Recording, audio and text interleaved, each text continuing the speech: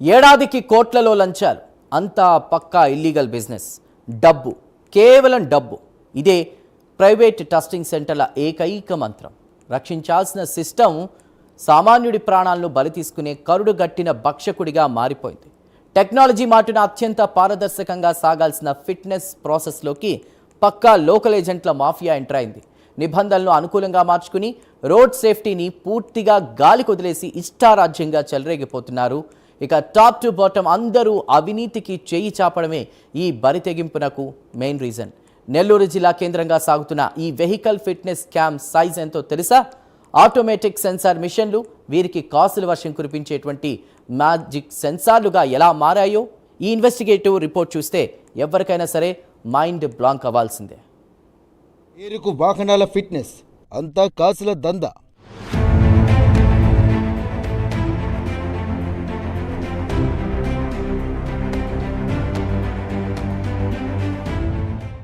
Agent ఉంటేనే పని అవుతుంది, లేకపోతే తిరుగుడే.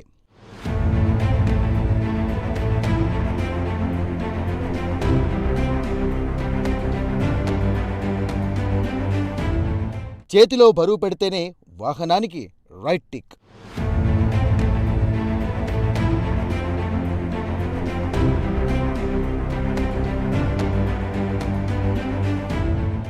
నెల్లూరు జిల్లాలో వెహికల్ ఫిట్నెస్ టెస్ట్ల పేరుతో సాగుతున్నటువంటి ఈ భారీ స్కామ్ ఇప్పుడు తీవ్ర సంచలనంగా మారింది. జిల్లా వ్యాప్తంగా రోడ్లపై తిరుగుతున్న మొత్తం 35,240 కమర్షియల్ వెహికల్స్ టార్గెట్గా ఈ దోపిడీ సాగుతోంది. ఇందులో 1,100కు పైగా స్కూల్ బస్సులు, 152 అంబులెన్స్లు, వేల సంఖ్యలో మినీ లారీలు, భారీ ట్రక్కులు ఉన్నాయి. ఈ వెహికల్స్ ఫైల్స్ అన్ని ప్రతి ఏడాదికి రెన్యువల్కు రావాల్సిందే. ఇదే అదురుగా ప్రైవేట్ టెస్టింగ్ స్టేషన్ల నిర్వాహకులు ప్రతి బండి దగ్గర అడ్డగోలుగా ఎక్స్ట్రా మనీ డిమాండ్ చేస్తున్నారు. కేవలం నెల్లూరు జిల్లా పరిధిలోనే ఏటా దాదాపు 17,77,00,000 బ్లాక్ మనీ అక్రమార్కుల జేబుల్లోకి వెళ్తుంది. పొరుగున ఉన్న ప్రకాశం, తిరుపతి జిల్లాల వెహికల్స్ కూడా ఇక్కడికే వస్తుండటంతో ఈ కమిషన్ల స్కేల్ మరిన్ని కోట్ల రేంజ్కు చేరుకుంటుంది.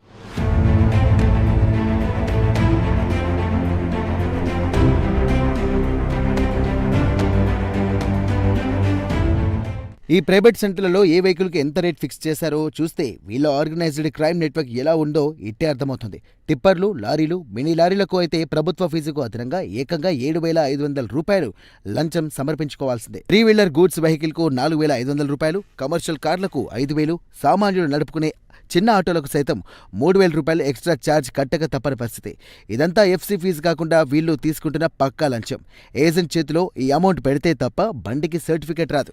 ఒకవేళ ఎవరైనా రూల్స్ ప్రకారం డైరెక్ట్గా వెళ్తే వాళ్ళకి నరకం చూపిస్తున్నారు. చిన్న చిన్న రీజన్స్ చూపిస్తూ ఫెయిల్ చేయడం ఇక్కడ కామన్ ప్రాక్టీస్గా మారిపోయింది. ఈ రేట్ కార్డు చూస్తుంటే ఇదొక ఓపెన్ మార్కెట్లా తయారైంది.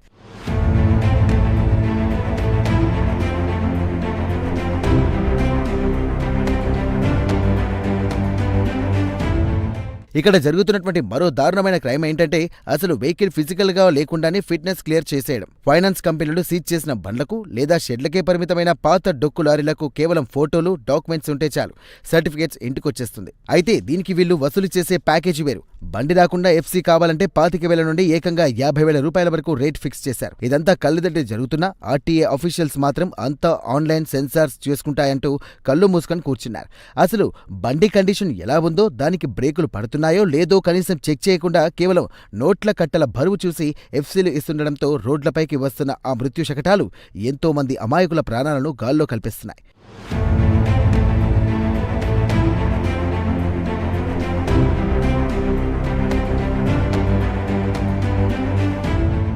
వాస్తవానికి కేంద్ర రవాణా, రహదారుల మంత్రిత్వ శాఖ మోటార్ వాహన చట్టం సెక్షన్ 56 కింద ఈ ఆటోమేటెడ్ టెస్టింగ్ స్టేషన్ల సిస్టమ్ను తీసుకొచ్చింది. మాన్యువల్ చెకింగ్లో జరిగే అవినీతిని అరికెట్టి టోటల్ పారదర్శకత తీసుకురావాలన్నది సెంట్రల్ గవర్నమెంట్ మెయిన్ అబ్జెక్టివ్. అందుకే సెన్సార్ బేస్డ్ మిషనరీతో హ్యూమన్ ఇంటర్ఫెరెన్స్ లేకుండా రిజల్ట్ జనరేట్ అయ్యేలా ఈ సాఫ్ట్వేర్ డిజైన్ చేశారు. కానీ ఇక్కడి లోకల్ కిలాడీలు చట్టంలోని లొసుగులను వాడుకొని సెంట్రల్ రూల్స్ను తమ కాలి కింద తొక్కేశారు. సిస్టమ్ను ఫుల్గా మ్యానిపులేట్ చేస్తున్నారు. కంప్యూటర్ స్క్రీన్పై రీడింగ్స్ అడ్జస్ట్ చేస్తూ సాక్షాత్తు ప్రభుత్వ వైట్ సైట్ ఆశయానికే తూట్టుపొడి చేస్తున్నారు. ఏ ఉద్దేశంతో అయితే ఈ టెక్నాలజీని తీసుకొచ్చారో అదే టెక్నాలజీ మాటున కోట్ల స్కామ్కు పక్కా స్కెచ్ వేశారు ఈ ప్రైవేట్ ఆపరేటర్లు.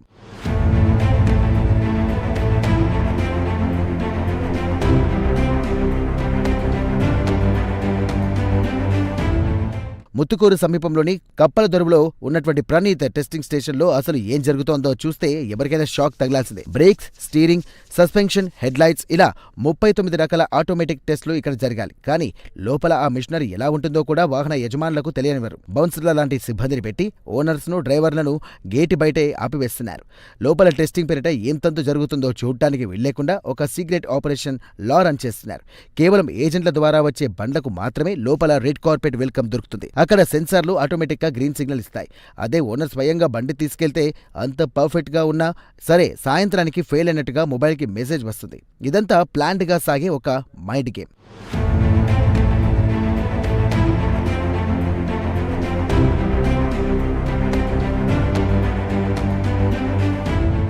రక్షించాల్సిన వ్యవస్థలే భక్షకులుగా మారితే కంచే చేను మేసినట్టుగా అనే సామెత ఈ ప్రైవేట్ సెంటర్ల తీరుకు పర్ఫెక్ట్ గా సరిపోతుంది. దీనికి బెస్ట్ ఎగ్జాంపుల్ 1287 నంబర్ గల ఒక లారీ ఇష్యూ. ఫిబ్రవరి 25న ఈ లారీ ఓనర్ గవర్నమెంట్ ఫీజు కట్టి నేరుగా బండిని తీసుకెళ్లారు. బ్రోకర్ను ఆశ్రయించకపోవడంతో సాయంత్రానికి ఎఫ్సీ రిజెక్ట్ చేశారు. మళ్లీ అదే లారీని మార్చి 15న ఏజెంట్ ద్వారా పంపి 4,500 రూపాయలు లంచం కట్టగానే కేవలం 5 నిమిషాల్లో పాస్ సర్టిఫికేట్ పర్చేసింది. అంటే ఇక్కడ మిషన్లు బండి కండిషన్ చెక్ చేయట్లేదు, వాళ్లకు అందిన లంచాన్ని మాత్రమే చెక్ చేస్తున్నాయి. డబ్బులిస్తే చెత్త బండికైనా సరే పాస్ ఇచ్చే ఈ సిస్టమ్ సామాన్యుల పాలట డెత్ వారెంట్లా మారుతోంది. ఈ సెంటర్ల ఆగడాలకు అడ్డుకట్ట వేసే నాదుడే లేకుండా పోయాడు.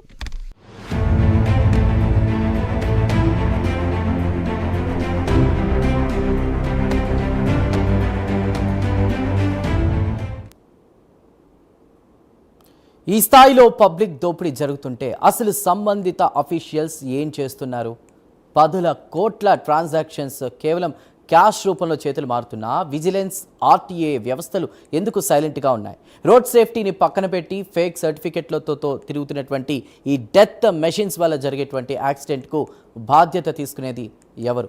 కేవలం ఒక ఏజెంట్ నెట్వర్క్ మొత్తం సెంట్రల్ గవర్నమెంట్ సిస్టమ్ని హైజాక్ చేసేంత పవర్ ఎలా వచ్చింది? అసలు ఈ ప్రైవేట్ మాఫియా వెనుక ఉన్నటువంటి పొలిటికల్ బాస్లు ఎవరు?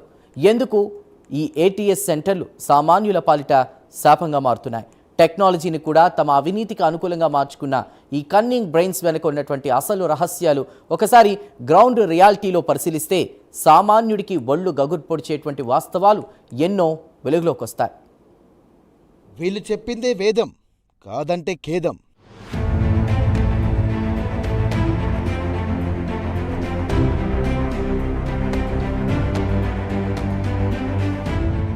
అడిగింది ఇవ్వాల్సిందే, నో అంటే చుక్కలే.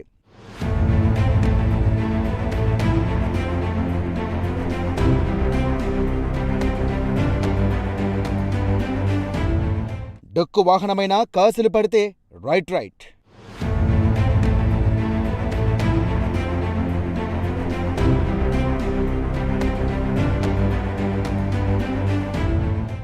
ఒకప్పుడు ఇదే ఎఫ్సీ సిస్టమ్ ఆర్టీఏ ఆఫీసుల దగ్గర అధికారుల సమక్షంలో చాలా స్ట్రిక్ట్గా జరిగేది. ప్రతి బండిని మోటార్ వెహికల్ ఇన్స్పెక్టర్లు స్వయంగా తమ కళ్లతో చూసి డ్రైవింగ్ టెస్ట్ కండక్ట్ చేసి బ్రేక్స్ నుండి సీట్ బోల్ట్ వరకు each and every point check చేసేవారు. ఒకవేళ బండి కండిషన్ బాగోలేక రోడ్లపై ప్రమాదం జరిగితే ఆ అధికారి ఉద్యోగానికి ఎదురు వచ్చేది. ఆ భయంతోనైనా అప్పట్లో అంతో కొంత క్వాలిటీ మెయింటైన్ అయ్యేది. కానీ ఈ డిజిటల్ యుగంలో ఆ బాధ్యత మొత్తం ప్రైవేట్ ఏజెన్సీల చేతుల్లోకి వెళ్లిపోవడంతో సీన్ పూర్తిగా రివర్స్ అయింది. వాళ్లకు పబ్లిక్ సేఫ్టీతో పని లేదు, ఉద్యోగం పోతుందన్న భయము లేదు, కేవలం బిజినెస్ టార్గెట్స్.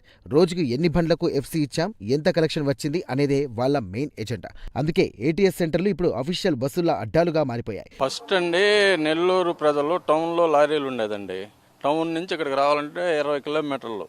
20 ఏడకు వచ్చిన తర్వాత ఫిట్నెస్ ఓకే అవుతుంది, అవ్వలేదంటే మళ్ళీ నెల్లూరు వెళ్ళాలి. మళ్ళీ నెల్లూరు రావాలంటే మళ్ళీ డీజిల్ ఖర్చు, మళ్ళీ డ్రైవర్ ఖర్చు, ఇవన్నీ ఉన్నాయి. పోతే ఒకరోజు ఫిట్నెస్కి మా లారీ వచ్చిందండి, 1287 లారీ. ఫిట్నెస్ ఇది ఓకే కాలేదు అని అన్నారండి. మేము గవర్నమెంట్ స్లాట్ కట్టుకునే వచ్చాం. ఇది రిజెక్ట్ అని చెప్పని సాయంత్రం 7 గంటలకు మెసేజ్ వచ్చేసిందండి. అప్పుడు మెసేజ్ వచ్చిన తర్వాత మెసేజ్ ఏందండి ఎందుకైందని అంటే సమాధానం చెప్పలేదు. మన మీరు డీలర్ ఏమంటారు బ్రోకర్ని కలవండి అని చెప్పని అన్నారు. బ్రోకర్ కాడ పోయి డబ్బులు ఇస్తే పక్కన 2 రోజులు అదే లారీ అదే విధంగా వస్తే ఓకే అయిపోయిందండి. ఇది ₹1 కూడా చెల్లించకుండా గవర్నమెంట్ చలానాతో వెళ్తే అది రిజెక్ట్ అని చెప్పేశారు. అది కూడా మాకు బండిని పంపించేసి రాత్రి 8 గంటలకు మెసేజ్ వచ్చింది. రాత్రి 8 గంటలకు మెసేజ్ వచ్చి అడిగితే ఇక్కడ ఫోన్ నెంబర్ ఉంది, దానిపైన చూడండి. ఆ నెంబర్కు ఫోన్ కొడితే ఆ ఫోన్ ఎత్తరు, సమాధానం లేదు. ఏమైందని అడిగేదానికి ఎవరు సమాధానం చెప్పరు. ఏజెంట్కి 5,500 ఇచ్చి మళ్ళీ స్లాట్ కట్టుకున్నాం.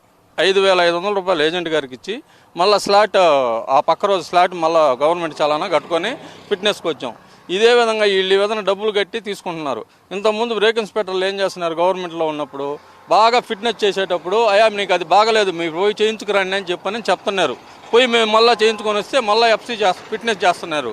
ఇప్పుడు అలా కాదండి, వీళ్ళకి డబ్బులు ఇస్తే ఎఫ్సీ చేస్తున్నారు. బండి బాగుండి వచ్చినా కానీ చేయట్లేదు.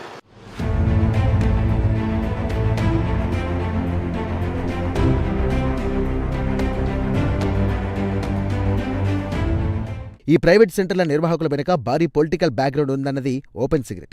నెల్లూరులోని ప్రణీత్ సెంటర్ ఓనర్స్ అయితే ఏకంగా బీజేపీ జాతీయ స్థాయి నేతలు తమకు టచ్లో ఉన్నారని, తమను ఎవరూ ఏమీ చేయలేరని ఓపెన్గానే స్టేట్మెంట్స్ ఇస్తున్నారు. నగరంలో ఉదయం 8 గంటల నుండి రాత్రి 10 గంటల వరకు హెవీ వెహికల్స్కు నో ఎంట్రీ ఉన్నా సిటీ దాటుకుని ఈ ఏటీఎస్కు పెద్ద పెద్ద లారీలు జర్నీ చేస్తున్నాయి. ఈ ఇల్లీగల్ రూటింగ్పై సాక్షాత్తు సర్వేపల్లి ఎమ్మెల్యే, మాజీ మంత్రి సోమిరెడ్డి చంద్రమోహన్ రెడ్డి రవాణా శాఖ మంత్రికి డైరెక్ట్గా కంప్లైంట్ చేశారంటే పరిస్థితి ఎంత తీవ్రంగా ఉందో అర్థం చేసుకోవచ్చు. ఎమ్మెల్యేల ఫిర్యాదులనే లైట్ తీసుకుంటున్నారంటే ఈ సెంటర్ల వల్ల పవర్ లెవెల్స్, వాళ్లు పంచుతున్న ముడుపుల రేంజ్ ఏ స్థాయిలో ఉందో క్లియర్గా తెలుస్తోంది.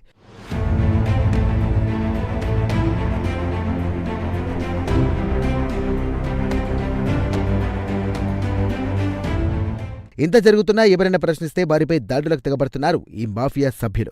సమాజానికి ఈ అక్రమాలను తెలియజేయాలనే ఉద్దేశంతో గ్రౌండ్ రిపోర్టింగ్కు వెళ్లిన ప్రైమ్ 9 మీడియా ప్రతినిధులను సైతం అడ్డుకొని రౌడీల్లా బెదిరించారు. మీ అంతు చూస్తాం, మాపై ఆరోపణలు చేస్తే ఊరుకునేది లేదు, రేపు ప్రెస్ మీట్ పెట్టి మీ సంగతి తెలుస్తాం అంటూ జులుం ప్రదర్శించారు. దేశంలోని 230 సెంటర్లలో ఇలాగే లంచాలు తీసుకుంటున్నారని, మమ్మల్ని ఎందుకు టార్గెట్ చేస్తున్నారని ఎదురుదాడికి దిగడం వాళ్ల బరి తెగింపుకు పరాకాష్ట. కానీ ఒక లారీ ఓనర్ ధైర్యంగా ముందుకు వచ్చి పక్కా సాక్ష్యాలతో వాళ్ల బండారం బయటపెట్టడంతో సమాధానం చెప్పలేక ముఖం చాటేశారు. దీన్ని బట్టే అర్థమవుతుంది ఈ ప్రైవేట్ సిస్టమ్ కంప్లీట్ గా ఒక మాఫియాలాగా ఫామ్ అయిపోయి నిలదీసే వాళ్ళ గొంతు నొక్కేస్తుందని. అంటే మేము మార్నింగ్ వచ్చామండి, తిరుపతి నుంచి వచ్చాం. తిరుపతిలో మాకు ఏటీఎం ఇది పనిచేయట్లేదు, ఇంకా స్టార్ట్ కాలేదు. ఆడ ఎఫ్సీలు ఆపేశారు. ఇంకా అక్కడి నుంచి వచ్చాము. ఇక్కడికి వచ్చిన తర్వాత టైర్ బాగాలేదన్నారు, పోయి తీసుకొని వచ్చాము. మళ్ళీ ఇప్పుడు ఎల్లుండదు లోపలికి. బ్రోకర్ ద్వారా వచ్చారా? అవును సార్. ఎంత ఇచ్చారు? మామూలు చలానా ఇంకా అయితే అమౌంట్ అయితే ఇంకా చెప్పలేదు.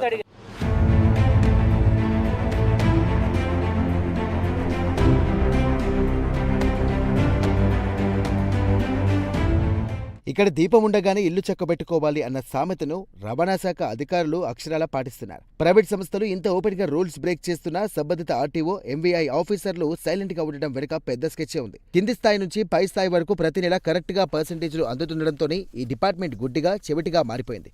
అసలు ఇలాంటి సెంటర్లపై రెగ్యులర్ సర్ప్రైజ్ చెక్ చేయాల్సినటువంటి అధికారులే వాళ్లకు షీల్డ్లా నిలబడ్డం వ్యవస్థలోని డొల్లతనానికి నిదర్శనం. నిరంతరం సీసీ కెమెరాల ద్వారా ఈ సెంటర్లను స్టేట్ హెడ్ క్వార్టర్స్ కు కనెక్ట్ చేసి లైవ్ మానిటరింగ్ చేయాలన్న రూల్స్ అన్ని పేపర్లకే పరిమితం అయ్యాయి. అధికారులు, పొలిటికల్ లీడర్స్, ప్రైవేట్ ఏజెన్సీలు కలిసి ఒక సిండికేట్ గా మారి సామాన్యుడి రక్తాన్ని జలగల్లా పీల్చేస్తున్నారు. 2025 నవంబరు 24వ తారీఖు యార్డ్లోకి వెళ్ళిందండి. వీళ్ళు ఫిట్నెస్ జనవరి 7వ తారీఖు ఫిట్నెస్ చేశారండి. అది యార్డ్లో జనవరి 11 పోయి చూస్తే జీపీఎస్లో చూసాం, ఆడే ఉందండి బండి, ఆడే ఉంది. దానికి ఫిట్నెస్ చేసేసారండి 50,000 తీసుకొని. అలాగే జరుగుతుందండి. పోతే ఇటీవల ఒక బండి 7839 లారీ వచ్చిందండి. దానికి గ్లాసు పగిలి ఉందండి. ఆ పగిలిన బండి కూడా ఎలాగైందో వాళ్ళని జీపీఎస్ వాళ్ళ కెమెరాలు ఉంటాయండి, కెమెరాలు పెట్టి చూపిమ్మనండి. వాళ్ళు కరెక్ట్గా చేసుంటే ఓకే. మా లారీ కరెక్ట్గా వచ్చినప్పుడు కూడా చేయలేదు కండి. అలాగ చేయకుండా కరెక్ట్ ఉండే లారీని కూడా చేయట్లే. అదండి మాకు చాలా ఇబ్బందిగా ఉందండి. ఈ ప్రైవేటీకరణ చేసిన తర్వాత ఇంకా డబల్ అయిందండి. అప్పుడన్నా పని చెప్పేవాళ్ళు, ఇదిగో పలానా పని మీ బండి, మీ లారీకి ఈ పని ఉందండి చేసుకురండి, మీ వెహికల్కి ఈ పని ఉంది చేసుకురండి అని చెప్పనని ఆర్టీఓ అధికారులు చెప్తున్నారు. అప్పుడు పోయి చేసుకుని వచ్చి చేసుకుంటున్నాం. ఇప్పుడు మరి డబ్బులు ఇచ్చేస్తే అయిపోతుంది, పని ఏందో చెప్పరు. ఇదండి.